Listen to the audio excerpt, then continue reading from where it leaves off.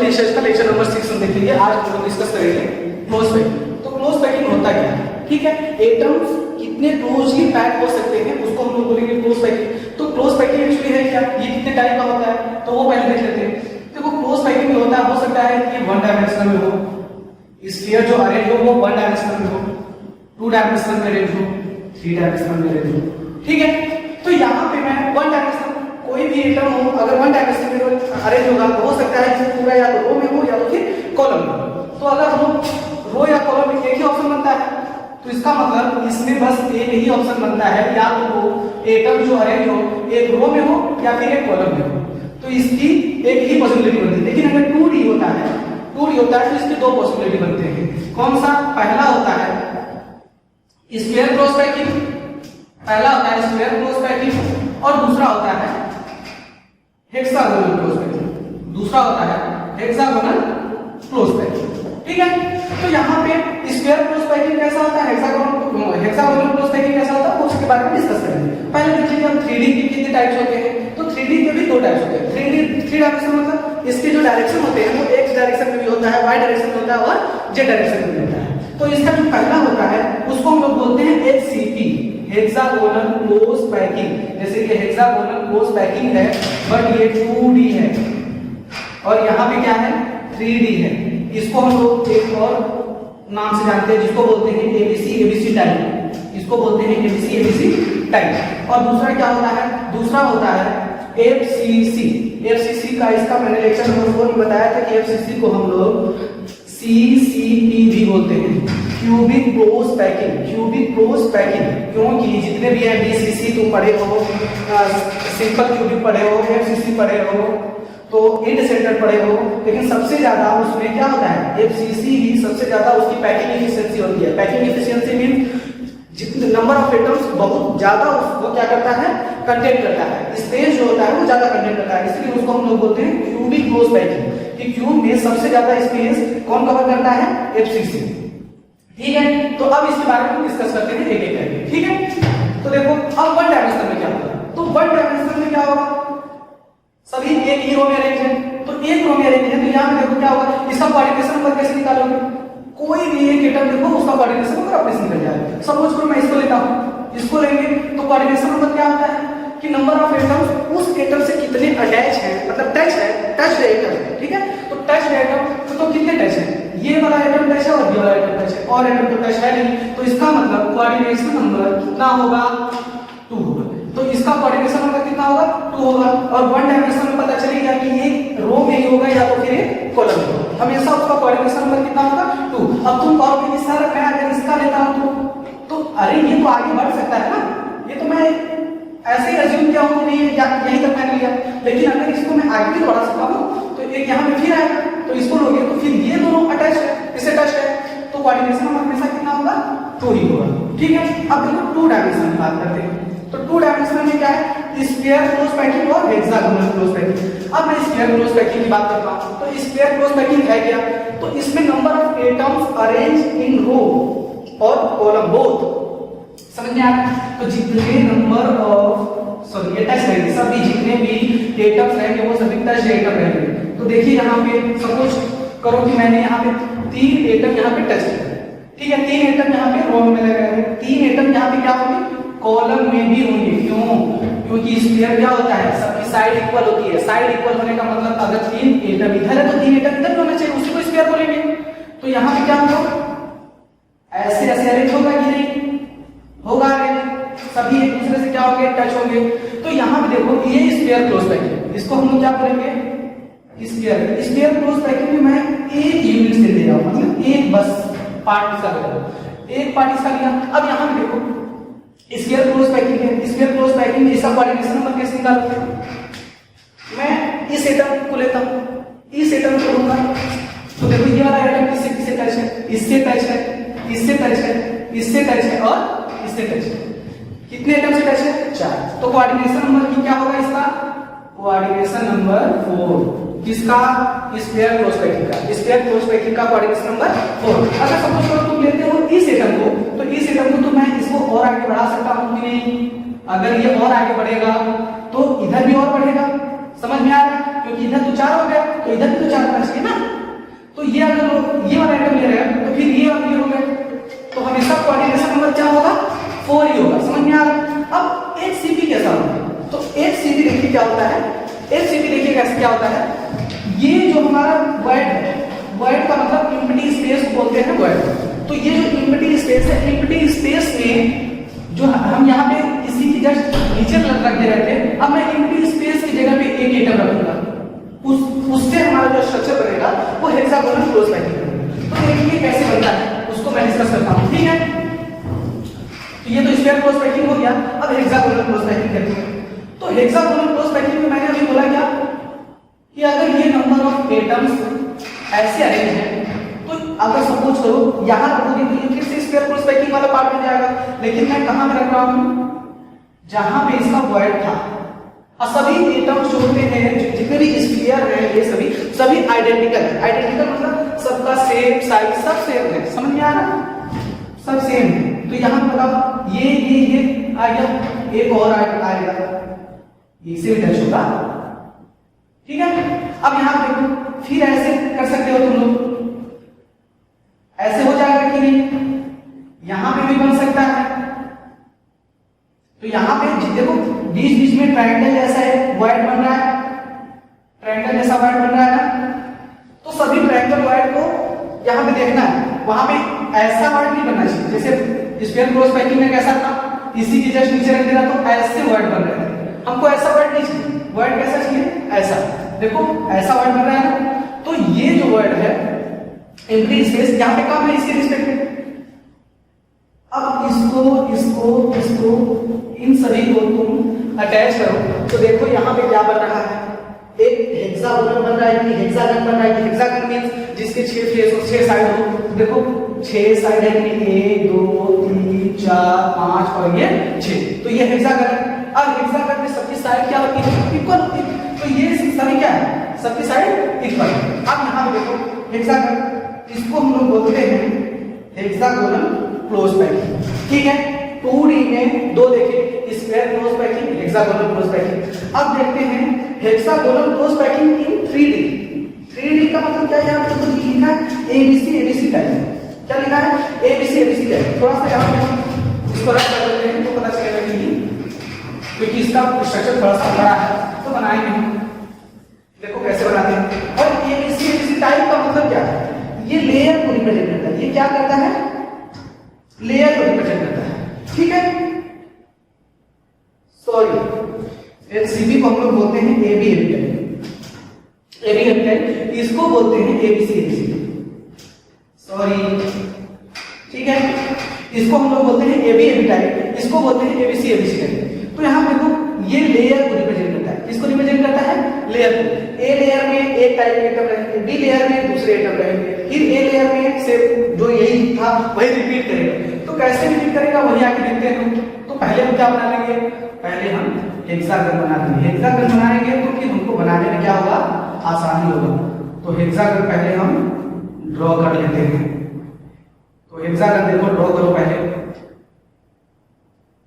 अब यहां देखो सबको अटैच कर दो, क्योंकि 3 डायमेंशन में है। तो 3 डायमेंशन में क्या होगा, 2 हेक्सागन 2D वाला एक साथ अगर अटैच होगा तो वही क्या होगा, 3D में हो जाएगा कि नहीं, ठीक है। ये हेक्सागन बन गया। सभी कॉर्नर पे एटम्स रख दो, सभी कॉर्नर पे क्या करो, एटम रख दो। ये एक दूसरे से टच है, जैसे मैंने पीछे बनाया था ये वैसा है। यहाँ पे मैं क्लियर स्ट्रक्चर नहीं बना पा रहा हूँ। एक यहाँ पे बीच में था जो कि सबसे टच था यहाँ पे, जो पीछे मैंने बनाया था यहाँ पे, तो वो सबसे टच था कि नहीं। तो वैसा एक नीचे रहेगा और एक यहाँ पे भी रहेगा, ठीक है। सबसे टच रहेंगे सब, ये ऐसा नहीं है, ये भी टच रहेगा, ठीक है ना। और यहाँ पे एक एटम रहेगा वो भी सभी से टच रहेगा।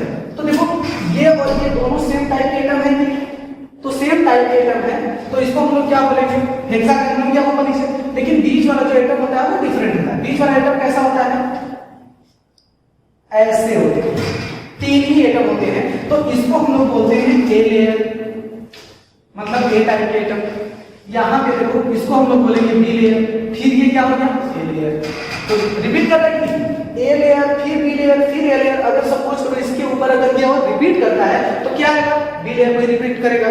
तो इसका मतलब इसको हम लोग बोलते हैं HCP इन 3 डायमेंशन, समझ में आ रहा है। और इसको हम बोलते हैं AB टाइप, AB टाइप। अब देखो यहाँ पे FCC और CCP ये क्या है, तो FCC का मतलब face centred cubic, face centred cubic. अब यहाँ पे देखो FCC को मैंने बताया था कि CCP बोलते हैं, FCC को CCP इसलिए बोलते हैं क्योंकि इसकी पैकिंग एफिशिएंसी सबसे ज्यादा होती है, इसकी पैकिंग एफिशिएंसी ज्यादा होती है, ठीक है। किससे ज्यादा होती है, जितने भी तुम पढ़े हो BCC, एंड सेंटर्ड और सिंपल क्यूबिक, उन सब से इसकी जो होती है पैकिंग एफिशिएंसी ज्यादा होती है, इसलिए इसको हम लोग बोलते हैं CCP, ठीक है। तो आप यहाँ पे देखते हैं FCC ABC टाइप होता है, इसको कैसे रिप्रेजेंट करते हैं। सपोज करो एक मेरे पास ये एटम हो गया, ठीक है। इसके बाद ऐसे यहाँ पे हमको थोड़ा सा बनाने की प्रॉब्लम हो रही है, मतलब एक यहाँ पे एटम है, उसके बाद 2 एटम ऐसे रखे हुए हैं, फिर 3 एटम उसके नीचे, ठीक है। अब इसी का जस्ट अपोजिट कर लो, इसी का जस्ट अपोजिट कर लो, तो क्या हो जाएगा, ये उस साइड था, ये उस साइड है, एक एटम, अब एक एटम क्या होगा, इस साइड होगा, सिर्फ इसी का उल्टा करो, तो ऐसे होगा कि नहीं। अब 3 एटम क्या होंगे, ऐसे होंगे। तो ये कौन सा लेयर है, ए लेयर, ये कौन सा लेयर है, बी, ये कौन सा है, सी। अब फिर से कौन आएगा, ए आएगा, क्यों, क्योंकि मैंने क्या लिखा है यहाँ पे ABC टाइप। तो ए लेयर आ गया, डिफरेंट है, इससे ये डिफरेंट है, इससे ये डिफरेंट है, तो सभी डिफरेंट लेयर है, तो ABC बोल सकते हैं कि नहीं। जो चौथा आएगा लेयर वो भी क्या होगा, ए लेयर ही होगा, इसीलिए हम इसको बोलते हैं ABC लेयर। समझ में आ रहा है, ABC टाइप FCC, ये है FCC का लेयर, इसको CCP भी बोलते हैं, ठीक है, FCC और इसको CCP भी बोलते हैं। तो देखो जितना भी मैंने देखा, अब सभी का पैकिंग एफिशिएंसी निकालेंगे कि पैकिंग एफिशिएंसी और पैकिंग फ्रैक्शन तो कितना है, ठीक है। तो पैकिंग एफिशिएंसी 1 डायमेंशन का कभी नहीं पूछता है, तो 1 डायमेंशन का हम लोग नहीं देखेंगे, हम लोग सीधे देखते हैं 2D और 3D का पैकिंग एफिशिएंसी ऑफ 2 डायमेंशनल। तो 2 डायमेंशनल में 2 थे, एक स्क्वायर क्लोज पैकिंग था, तो सबसे पहला देखते हैं क्या, स्क्वायर क्लोज पैकिंग है, ठीक है। तो स्क्वायर क्लोज पैकिंग में अब ये देखते हैं कि स्क्वायर क्लोज पैकिंग में है कितना है इसका पैकिंग एफिशिएंसी और पैकिंग फ्रैक्शन, ठीक है। इसका फॉर्मूला मैंने लेक्चर नंबर 2 या लेक्चर नंबर 3 होगा उसमें मैंने बता चुका है, ठीक है। वैसे यहाँ मैं लिखूंगा, तो देखिए सबसे पहले स्ट्रक्चर बनाओ, तब जाके क्या होगा, पैकिंग एफिशिएंसी निकाल सकते। तो ये हुआ एक, और एक ये हुआ, एक ये हुआ, सॉरी सब आइडेंटिकल है, ये नीचे संख्या वाला काम ना दिया, इसका एरिया ज्यादा होगा, ऐसा कुछ नहीं। मैं एक ही यूनिट सेल ले रहा हूं, तो एक यूनिट सेल ले रहा हूं, तो सबके सेंटर को क्या कर दें, हम मिला दें, सबके सेंटर को हम मिला दें। तो 2 डायमेंशनल है, तो इसके पीछे तो होगा नहीं, क्योंकि 3 डायमेंशनल तो है नहीं, तो 2 डायमेंशन में बस 2 ही डायमेंशन में होगा, एक रो में होगा, एक कॉलम में होगा, ठीक है। तो यहां देखो कितना ये जो स्पेस कवर है, ये वाला स्पेस है, इसमें कितना एरिया ये जो एटम्स है स्फीयर है कितना कवर कर रहे हैं, वही इसका क्या होगा, पैकिंग एफिशिएंसी। समझ में आ रहा है। तो मैं लिखता हूं यहां पे कि पैकिंग एफिशिएंसी मैं जस्ट ई लिख रहा हूं, तो यहां पे लिख दिया पैकिंग एफिशिएंसी। तो पैकिंग एफिशिएंसी एक्चुअली होता है क्या है, area occupied by atom in unit cell, कि कितना एरिया एटम ऑक्यूपाई कर रहा है यूनिट सेल, ठीक है। और उसके बाद क्या लिखेंगे, तो divided by total area of unit cell. अब यहां ध्यान से देखना, तो area occupied by atoms in unit cell, तो ये पूरा तो कवर नहीं कर रहा है, तो डायरेक्ट हम लिख देते। और यहाँ पे 2D में जैसे 3D में हम लोग क्या लेते थे, स्फीयर का वॉल्यूम लेते थे, लेकिन यहाँ पे स्फीयर का वॉल्यूम नहीं लेना, यहाँ पे एरिया लेना है। क्यों, क्योंकि यहाँ पे हम बस 2D ही कंसीडर कर रहे हैं, समझ में आ रहा है। तो एरिया की बात करेंगे, वॉल्यूम की नहीं। तो यहाँ पे देखो एरिया क्या होगा, ये क्या है, सर्कल है, सर्कल का एरिया क्या होता है, पाई आर स्क्वायर। सर्कल का एरिया क्या होता है, पाई आर स्क्वायर। अब यहाँ देखो ये पूरा तो कवर नहीं कर रहा, उसका 1/4 पार्ट कवर कर रहा है, 1/4 पार्ट। कैसे 1/4 पार्ट, देखो एक पार्ट ये हुआ, एक पार्ट ये हुआ, एक पार्ट ये हुआ, एक पार्ट ये, टोटल 4 पार्ट है, 1 2 3 और 4 पार्ट है, लेकिन एक जो ये यूनिट सेल है वो उसका 1/4 पार्ट ही कवर कर रहा है, तो 1/4 पार्ट कवर कर रहा है, तो एक पार्ट का एरिया कितना होगा 1/4 पाई आर स्क्वायर होगा कि नहीं, लेकिन है टोटल कितने 1 2 3 और 4 और सभी आइडेंटिकल है, तो 4 से क्या कर दोगे मल्टीप्लाई, इसका मतलब टोटल एक ही हमारा एटम क्या हो रहा है कंटेन कर रहा है। ये एटम ऑक्युपाइड बाय सॉरी ये क्या occupied by atom in unit से, ये निकल गया। ये पता है ना सर्कल का एरिया पाई आर स्क्वायर होता है, ये क्या है मैंने इसके बारे में डिस्कस कर दिया है। और एज लेंथ क्या कितना होता है a, एज लेंथ a है और इसका रेडियस कितना है r है, तो पाई r स्क्वायर लिखा है। अब टोटल एक क्या है स्क्वायर, स्क्वायर का एरिया क्या होता है साइड स्क्वायर, तो साइड क्या है a, तो क्या हो जाएगा a स्क्वायर। अब ध्यान से देखना ये रेडियस है ये भी रेडियस है और ये टोटल a है, तो हम लिख सकते हैं कि a इक्वल्स टू 2r लिख सकते हैं। देखो इस r को इस r को जोड़ोगे तो टोटल ये डिस्टेंस हो जाएगा, ये डिस्टेंस और ये डिस्टेंस क्या है a है, तो a इक्वल्स टू 2r यहां पे पुट कर दें तो क्या हो जाएगा पाई r स्क्वायर और a की जगह 2r पुट कर दो तो 2r का स्क्वायर अब टोटल हो जाएगा पाई r square divided by 4r square. इससे ये कट गया कि नहीं कट गया। अब जो आएगा यही इसका क्या होगा पैकिंग इफिशिएंसी, लेकिन हमको क्या निकालना है पैकिंग फ्रैक्शन, तो पैकिंग फ्रैक्शन क्या होगा इसमें 100 से मल्टीप्लाई कर दो इनटू 100, यही क्या हो जाएगा पैकिंग फ्रैक्शन, ये क्या होगा पैकिंग फ्रैक्शन। तो पैकिंग फ्रैक्शन ये हो गया। अब यहां पे जो पाई बाय 4 इनटू 100 यहां पाई की वैल्यू क्या रखोगे 22/7 या फिर 3.14, ये दोनों वैल्यू कोई भी रख सकते हो, ठीक है। ये हमारा क्या है पाई वैल्यू, इसको कैलकुलेट करके निकाल लेना, देख लेना कितना आ रहा है अप्रोक्सीमेटली कितना आएगा, ठीक है। तो मैं नहीं बता रहा हूं, बस ये देख लेना कि इसको कैलकुलेट कर लेना, ठीक है। अब यहां पे पैकिंग एफिशिएंसी निकल गया, पैकिंग फ्रैक्शन निकल गया। अब देखते हैं स्क्वायर क्लोज पैकिंग और हेक्सागोनल क्लोज पैकिंग, ठीक है। अब देखो पैकिंग एफिशिएंसी हम किसका देख लिया HCP का, तो HCP इन 2D ध्यान देना, 3D में मत हो जाना, 3D में भी HCP होता है, ये भी एविडेंट, लेकिन यहां पर मैं क्या कर रहा हूं 2D। तो देखो HCP का पैकिंग एफिशिएंसी पैकिंग फ्रैक्शन कैसे निकालेंगे 2D में मैंने बोला कि अभी एरिया से हम रिलेट करेंगे, यहां पे वॉल्यूम रिलेट नहीं करते हैं, लेकिन 3D में वॉल्यूम से रिलेट करते हैं एरिया से नहीं, ठीक है ना। तो यहां पे देखो यहां पे एटम्स बनाओगे तुम, ठीक है। मेरा आर्ट बहुत अच्छा है इसलिए बहुत खतरनाक बनता है, ठीक है। अब देखो सबके सेंटर पॉइंट को मिला दो, सबके सेंटर पॉइंट को मिला दो, सेंटर पॉइंट को मिलाने के बाद देखो एक हेक्सागन बना के लिए, हेक्सागन मतलब टोटल इसके कितने हैं फेस सॉरी साइड 6 साइड है, तो 6 साइड है और सबका एज लेंथ सेम है, मैंने यही बोला था। तो साइड क्या सेम है, इसका मतलब साइड कितना था a, देखो ये a है क्यों नहीं, क्यों जैसा बन जाएगा कभी कभी a है, ठीक है ना। तो इसकी जो साइड है वो a है, तो सभी साइड a है, ये नहीं सब इसकी साइड a बताया सबका ले लीजिए। तो देखो अब इसका सेंटर से हम सबको मिलाते हैं, ऐसे बनाओ। अब एक बात बताना ध्यान से, क्या ये सेंटर है, ये सबका सेंटर है और इसका भी ये सेंटर है, तो सेंटर से ये वाला रेडियस होगा और ये वाला भी तो रेडियस ही तो होगा, क्योंकि ये तो सर्कल है ये भी सर्कल है, तो ये भी रेडियस, ये रेडियस ये रेडियस ये रेडियस, और सभी क्या है देखो इक्वल साइड के आ रहे हैं कि नहीं, सभी इक्वल साइड के आ रहे हैं। यहां सेंटर है तो ये वाला भी तो रेडियस ही है, ये वाला भी रेडियस है, इसका मतलब सभी साइड क्या है इक्वल है। इक्वल जब होता है तो इसको क्या बोलते हैं इक्विलैटरल ट्रायंगल, क्या बोलते हैं इक्विलैटरल ट्रायंगल। तो इक्विलैटरल ट्रायंगल का एरिया हम निकाल सकते हैं, क्योंकि पैकिंग एफिशिएंसी निकालने के लिए हमको क्या चाहिए एरिया चाहिए। तो देखो पहले लिख लो formula, packing efficiency equal to क्या होगा area occupied, area occupied by atoms in unit cell.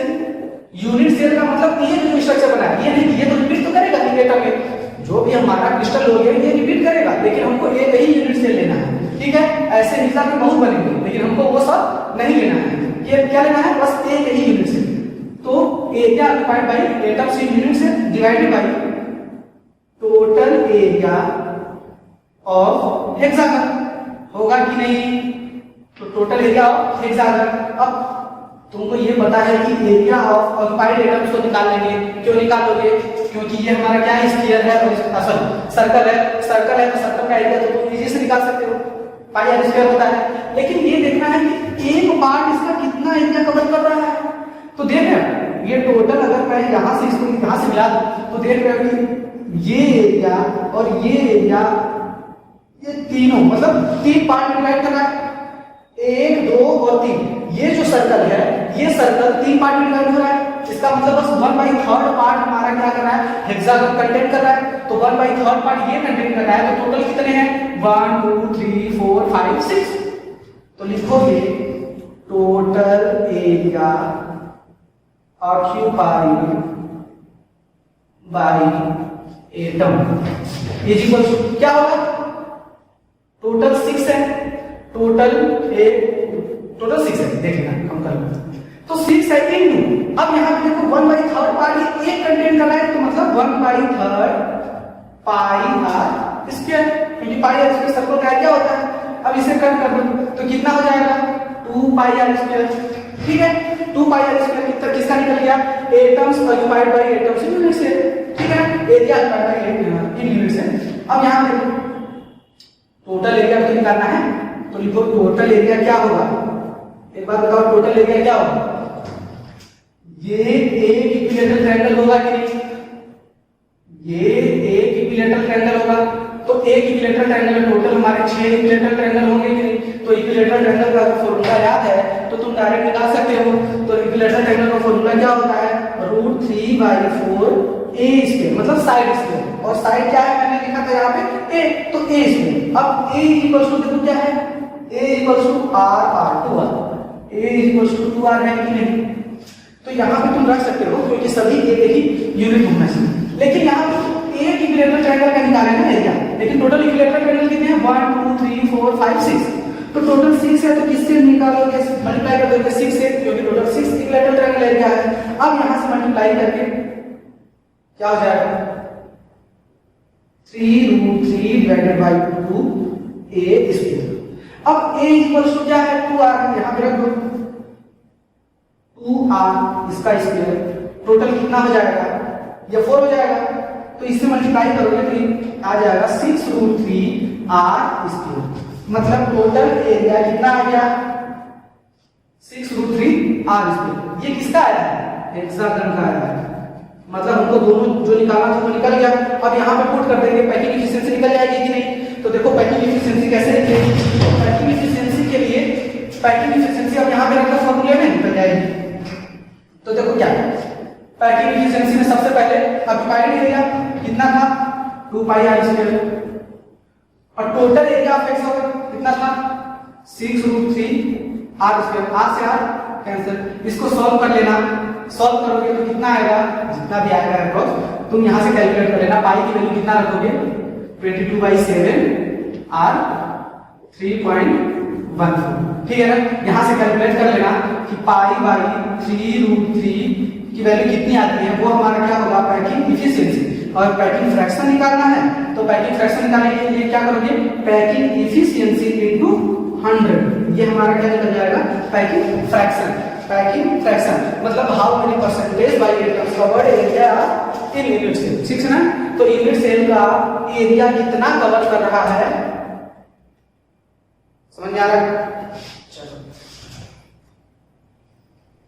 तो देखो इसको कैलकुलेट करोगे तो कैलकुलेट करने के बाद आंसर आएगा 0.906।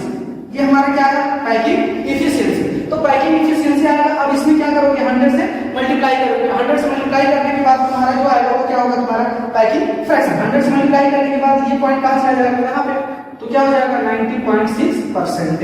ये क्या होता है, इतना परसेंटेज एटम्स ऑक्युपाई कर रहा है। समझ में आ रहा है। तो स्क्वायर क्लोज पैकिंग का मैंने नहीं बताया था, वो भी बता देता हूं। तो देखो स्क्वायर क्लोज पैकिंग का जो होता है पैकिंग एफिशिएंसी, तो पैकिंग एफिशिएंसी जो स्क्वायर क्लोज पैकिंग का होता है 0.785 ये होता है स्क्वायर क्लोज पैकिंग का पैकिंग एफिशिएंसी। अब इसका तुम ये देखो पैकिंग फ्रैक्शन फिर क्या होगा, पैकिंग एफिशिएंसी इनटू 100। तो पैकिंग एफिशिएंसी क्या है, 0.785 इनटू 100।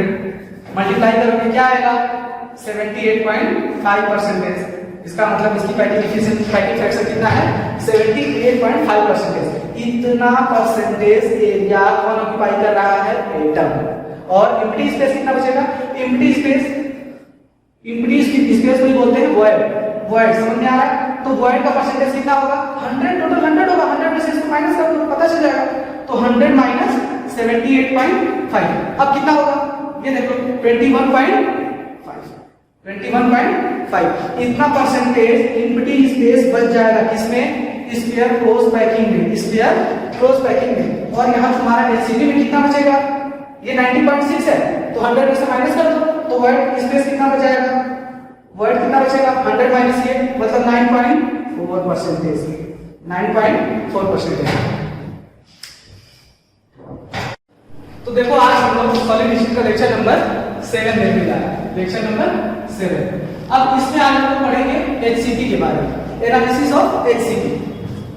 ठीक है तो देखो इसमें एचसीपी में हम लोग करेंगे क्या एचसीपी में सबसे पहले हम लोग क्या निकाले थे ये देखो एचसीपी 3D में कल मैंने पढ़ा था 2D में और ये क्या है 3D। अब ध्यान देना 3 डायमेंशनल है तो इसमें क्या बताया था मैंने पैकिंग फ्रैक्शन और पैकिंग एफिशिएंसी निकालने के लिए वॉल्यूम रिक्वायर्ड होना चाहिए। क्या होना चाहिए हमारे पास वॉल्यूम और 2D के लिए क्या होना चाहिए था area.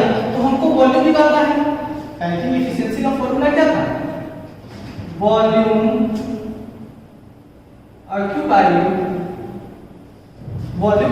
Bye atom volume occupied by atom in unit cell. ये एचसीपी का यूनिट सेल है एक एचसीपी ये पूरा यूनिट सेल हो गया divided by total volume of unit cell. अब ध्यान देना total volume of unit cell तो हम इजीली निकाल सकते हैं। वॉल्यूम ऑक्यूपाइड बाय एटम्स निकालने के लिए हमको पहले पता होना चाहिए कि एटम कितना है उसके अंदर। तो एटम जाने के लिए हम क्या करते हैं जेड की वैल्यू निकालते हैं। जेड एक्चुअली है क्या जेड की वैल्यू जेड क्या है number of atoms present in unit cell यही होता है ना। अब ध्यान दो तो कितना नंबर ऑफ एटम कंटेन कर रहा है वही वैल्यू होता है हमारा जेड। तो जेड की वैल्यू को हम कैसे कैलकुलेट करेंगे पहले वो देखेंगे। पहले ये कॉर्नर वाला पोजीशन देखो ये सभी आइडेंटिकल एटम है और एक दूसरे से टच है। समझ में आ रहा है मैं बड़ा बनाता तो देखने में अच्छा नहीं लगता इसलिए मैंने छोटा छोटा बनाया। इसको मैं अब बड़ा करके इधर दिखा दे रहा हूं कि ये कितना कंटेंट कर रहा है और ये कितना कंटेंट करेगा ये कितना कंटेंट करेगा। ठीक है एक्चुअली ये क्या होगा स्फेरिकल टाइप होगा 3 डायमेंशनल है तो स्फेरिकल टाइप का कुछ ऐसा होगा कि नहीं। और इसका ये वाला पार्ट देखो ये इधर जा रहा है ये इधर जा रहा है ध्यान से देखो। अब इसको तुम अगर ऐसे कर दो तो ये देखो 3 पार्ट में डिवाइड हो गया कि नहीं। ये देखो 1 2 3 पार्ट में डिवाइड हो गया। अब 3 पार्ट में डिवाइड हुआ तो ये क्या स्फीयर बस नीचे ही होगा अरे कुछ ऊपर भी तो पार्ट होगा। ये जो लेयर है वो ऐसे लेयर है तो जो स्फीयर है वो ऐसे है तो आधा पार्ट तो ऊपर वाला पूरा निकल जाएगा। आधे पार्ट में ये तीनों कंटेन कर रहे हैं कि नहीं। तो आधे पार्ट में तो ये कितना आधे पार्ट का 1/3 पार्ट कर रहा है कंटेंट आधे पार्ट का ये 1/3 मतलब इसको हम ऐसे एक्चुअली करेंगे तो ये हाफ स्फीयर ऊपर निकल गया। हाफ स्फीयर में अब यहां से ये वाला एटम ऐसे जा रहा है तो इसका क्या होगा 1/3 पार्ट तो हाफ एटम का 1/3 पार्ट मतलब टोटल स्फीयर का कितना पार्ट होगा 1/6 पार्ट होगा कि नहीं। तो इसको कह सकते हो कि एक एटम 1/6 पार्ट की कंटेन कर रहा है यूनिट सेल में। तो टोटल कॉर्नर देख लेते हैं कितने हैं तो लिखोगे पहले कॉर्नर एटम कितने हैं। ठीक है ना कॉर्नर एटम कितना कंटेन कर रहा है तो देखो कितना कंटेन कर रहा है 1 2 3 4 5 6 7 8 9 10 11 12 टोटल 12 कॉर्नर है। और एक कॉर्नर अभी मैंने बताया कि 1/6 पार्ट कितना पार्ट 1/6 पार्ट कंटेन कर रहा है तो 1/6 से मल्टीप्लाई कर दोगे कितना हो गया 2 मतलब टोटल कॉर्नर मिला के हमारे पास 2 एटम कंटेन कर रहे हैं। समझ में आ रहा है और कितने हैं देखो ये है ये फेस पे है तो फेस पे बस फेस पे कैसा होगा ये पूरा एटम होगा लेकिन जब यहां से कट कर दोगे तो ये आधा ही आएगा। यहाँ एटम पूरा सर्कल टाइप का होगा ऐसे है तो एटम जो यहाँ पे होगा वो ऐसे करके नीचे भी होगा आधा, तो आधा तो करके ऊपर ही चला जाएगा, इसमें तो आया नहीं, लेकिन जो आधा आएगा उसको हम कंटेंट करेंगे। तो आधा यहाँ से आया, आधा यहाँ से आया, क्योंकि ये भी फेस पे है और ये भी फेस पे है, तो आधा और आधा टोटल कितने हो गए? एक। तो लिखोगे फेस सेंटर, क्या लिखोगे? फेस सेंटर पे कितना आया? तो टोटल 2 फेस है, तो 2 फेस और एक फेस पे कितना कंटेंट कर रहा है? आधा। तो टोटल कितना हो गया? 1। समझ में आ रहा है? ये 2 एटम कंटेंट किया और फेस पे 1 एटम। लेकिन अभी याद ध्यान दो, ये 3 एटम और बचेंगे, वो पूरा का पूरा सेंटर में है, तो वो तो कहीं बाहर जाएगा नहीं, वो तो पूरा का पूरा ही कंटेंट करेगा। इसका मतलब 3 एटम सेंटर है, बॉडी सेंटर। तो यहाँ पे लिख दो कि ये सभी क्या है? बॉडी सेंटर एटम है। तो बॉडी सेंटर में कितने एटम है? 3। टोटल नंबर ऑफ एटम कितने हो गए? 2, 1 और 3, टोटल 6। तो लिखोगे total atom contain by unit cell is 6. Total atom contain by unit cell is 6। तो टोटल 6 एटम कंटेन किया, तो उसका वॉल्यूम निकाल सकते हैं। एक स्फीयर है, स्फीयर का वॉल्यूम क्या होता है? तो लिखो वॉल्यूम ऑफ स्फीयर आ गया, जो भी लिखना है। तो देखो वॉल्यूम ऑफ स्फीयर क्या होगा? Total 4/3 pi r cube, 4/3 pi r. अब यहाँ पे ध्यान देना, यहाँ पे 6 है, यहाँ पे 6 एटम कंटेन कराएंगे, तो एक एटम का होगा, 6 से हमको मल्टीप्लाई करना है, तो टोटल पे कितना हो जाएगा? यहाँ पे लिखो टोटल वॉल्यूम ऑफ स्फीयर, तो 4/3 पाई आर क्यूब इंटू 6, ये कितना हो जाएगा? अब इसको मल्टीप्लाई कर दो, 8 पाई आर क्यूब। ये हमारा निकल गया volume occupied by atoms in unit cell. Volume occupied by atoms in unit cell, मतलब ये वाला पार्ट मेरा निकल गया। हमको क्या निकालना है? ये निकालना है total volume of unit cell, total volume of unit cell. तो देखो अब हमको निकालना है total volume of unit cell. तो total volume of unit cell के लिए हमको क्या चाहिए? इस पूरे HCP का वॉल्यूम चाहिए। HCP का वॉल्यूम के लिए पहले हमको क्या निकालना पड़ेगा? तो लिखो वॉल्यूम ऑफ HCP, क्योंकि यूनिट सेल HCP का है, तो टोटल वॉल्यूम ऑफ HCP कैसे निकालोगे? अब यहाँ पे देखो फॉर्मूला क्या होता है? Area of base into height, ये फॉर्मूला होता है, area of base into height. तो एरिया हमको किसका निकालना है? इसका निकालना है, बेस। तो इसका एरिया मैंने कल निकलवाया था, क्या था? यहां से हम देखे थे कि ये टोटल कितना 6 इक्विलैटरल ट्रायंगल बनाता है, टोटल 6 इक्विलैटरल ट्रायंगल बनाता है। और एक इक्विलैटरल ट्रायंगल का एरिया कितना होता है? एक इक्विलैटरल ट्रायंगल एरिया का, तो एक इक्विलैटरल ट्रायंगल का एरिया कितना होता है? √3/4 ए स्क्वायर। ए क्या है? हमारा साइड है, मतलब ये साइड है। और यहाँ पे देखो ए लेयर, बी लेयर और ए लेयर, तो कंफर्म है कि ये जो हाइट होगी वो क्या होगी? h/2। टोटल अगर हम हाइट को h मानते हैं, क्योंकि टोटल हाइट h ही होगा, और तो ये वाली हाइट क्या होगी? h/2, और ये वाली हाइट क्या होगी? h/2। हमको अगर ये बेस पता चल गया और एरिया ऑफ बेस पता चल गया, तो टोटल वॉल्यूम ऑफ HCP निकाल सकते हैं। तो देखो एरिया ऑफ बेस, तो पहले एरिया ऑफ बेस निकालते हैं। तो देखो टोटल 6 हमारे इक्विलैटरल ट्रायंगल है, तो मैं एक का लिखता हूं √3/4 ए स्क्वायर। ए साइड है, क्यों नहीं है? ए है, ठीक है ना? हाँ, अब टोटल 6 है, तो ये एक का होगा, 6 से मल्टीप्लाई कर देंगे तो टोटल निकल जाएगा कि नहीं? 6 से मल्टीप्लाई कर देंगे तो टोटल निकल गया। अब हमको हाइट पता करना है, तो हाइट में देखो याद कर लेना, यहाँ ये हमको कैलकुलेट नहीं करना है, हमको याद करना है, क्योंकि ये कैलकुलेट करना थोड़ा ज्यादा कॉम्प्लिकेट हो जाता है, तो इसलिए इसको याद कर लेना। हाइट ऑफ HCP क्या होता है? हाइट ऑफ HCP क्या होता है? तो 4r √2/3, ये याद कर लेना, ठीक है? ये हमारा बहुत कॉम्प्लिकेट होता है कैलकुलेट करना, इसलिए हम डायरेक्ट लिख देंगे 4r √2/3। तो ये वाला हाइट हम यहाँ पे रख देंगे तो टोटल वॉल्यूम निकल जाएगा कि नहीं? तो ये हाइट डायरेक्ट हम यहाँ पे रख देते हैं 4r √2/3। अब ध्यान दो, इसको मैं हटाऊंगा, अब इसको कैलकुलेट करेंगे, तो वॉल्यूम निकल जाएगा। जाएगा। तो पैकिंग इफिशियंसी निकल जाएगी कि नहीं? निकल जाएगी। तो पहले इसको कैलकुलेट करो, 4 से 4 कैंसिल हो गया, ये देखो √3 है, √3 से √3 कैंसिल हो गया। अब यहाँ से कैलकुलेट कर दो, तो 6√2a² इंटू r है और ये a² है। लेकिन मैंने जब बताया था कि यहाँ पे ये दोनों अगर टच करेंगे तो इसका रेडियस और इसका रेडियस दोनों को ऐड करेंगे तो a के इक्वल हो जाएगा, मतलब a = 2r। कल ये मैंने बताया था कि नहीं? क्योंकि ये दोनों एक दूसरे को टच करेंगे, ऐसे रहेंगे ये दोनों, तो ये भी आ रहा है, ये भी आ रहा है, तो दोनों देखो ऐड करेंगे तो a हो जाएगा। तो a की जगह पे हम 2r रख दे रहे हैं, तो क्या हो जाएगा 6√2a की जगह 2r। अब कैलकुलेट कर लो, ये कितना हो जाएगा 24√2r³। ये मेरा हो गया volume of HCP। Volume of HCP निकल गया और हमारा टोटल वॉल्यूम ऑफ स्फीयर निकल गया। अब मैं डायरेक्ट पैकिंग एफिशिएंसी वाले फॉर्मूले में रख देता हूं।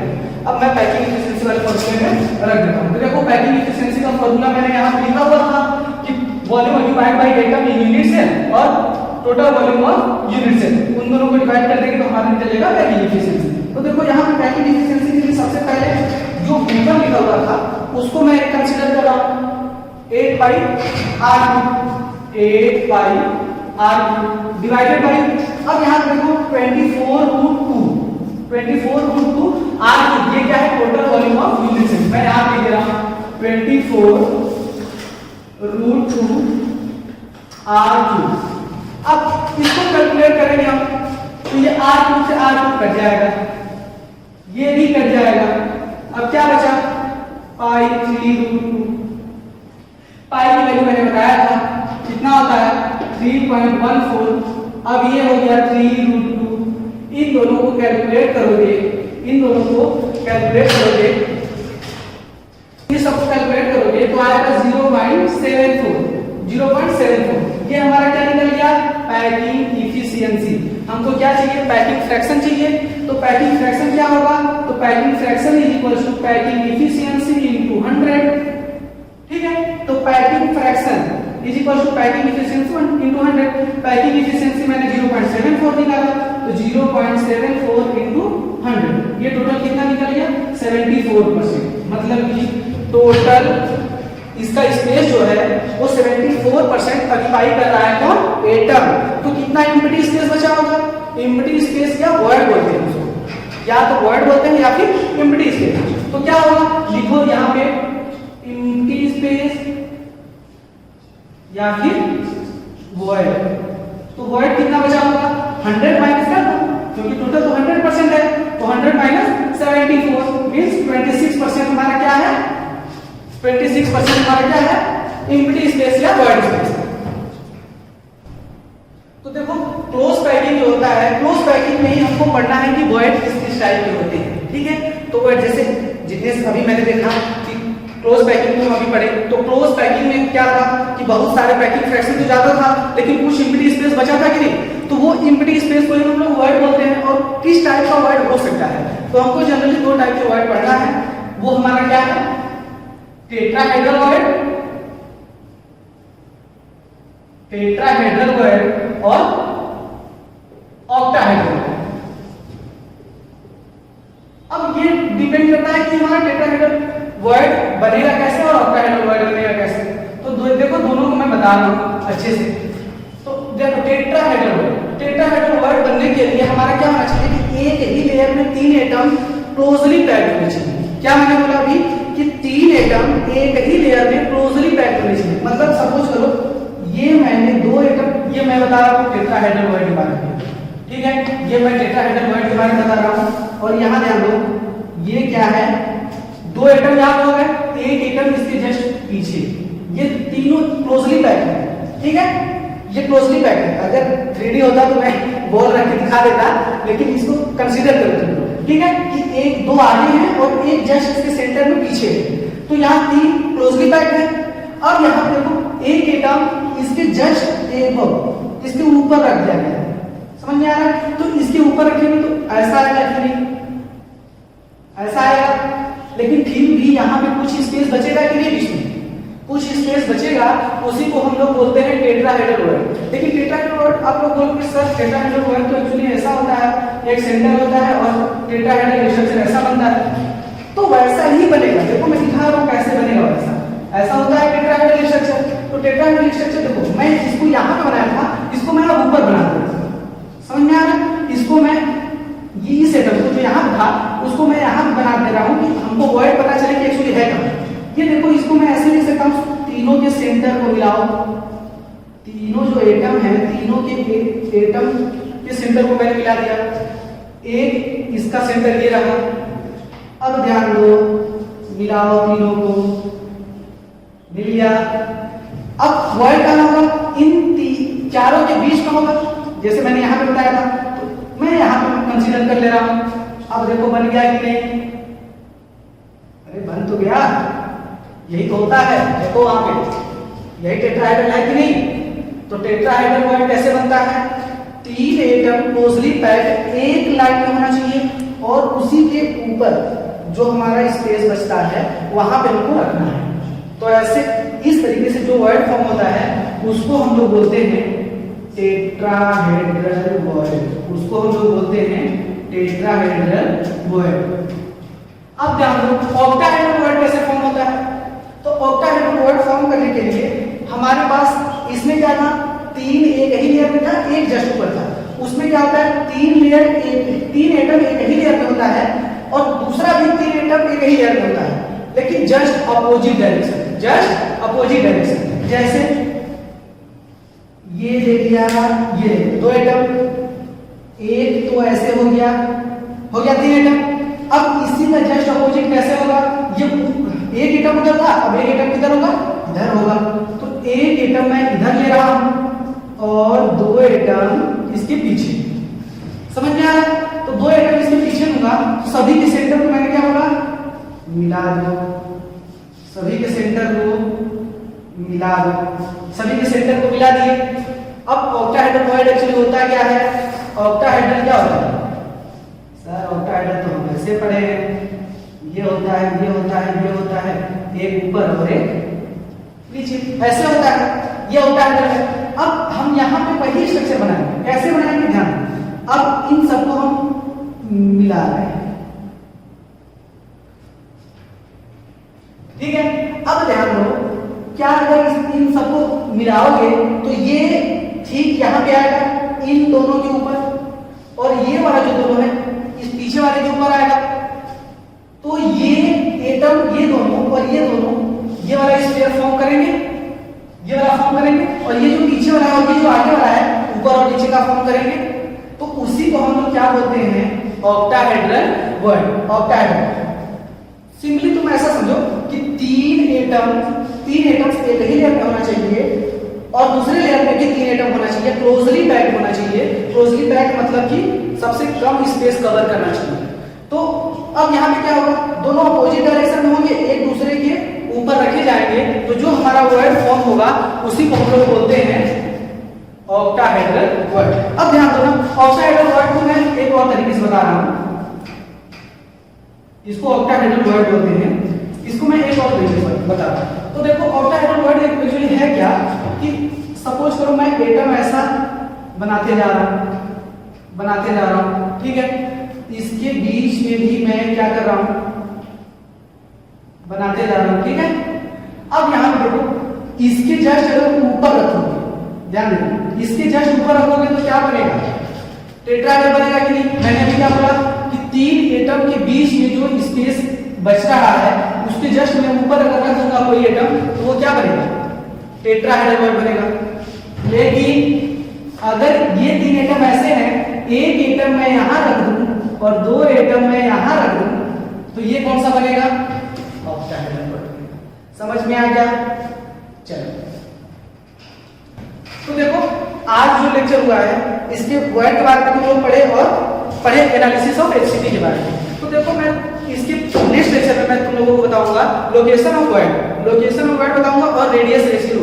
देखो बोर्ड में क्या है कि एनालिसिस ऑफ एचसीपी नहीं, एनालिसिस ऑफ एचसीपी नहीं है, लेकिन एनसीटी वर्ड फॉर्म कैसे होता है और लोकेशन क्या है वो बोर्ड में है, तो वो भी मैं कैलकुलेट कराऊंगा। और रेडियस रेशियो रूल जो कि बोर्ड में नहीं है लेकिन वो भी मैं करा दूंगा, जेई के लिए है, नीट के लिए है, वो दोनों आपके लिए फायदेमंद है।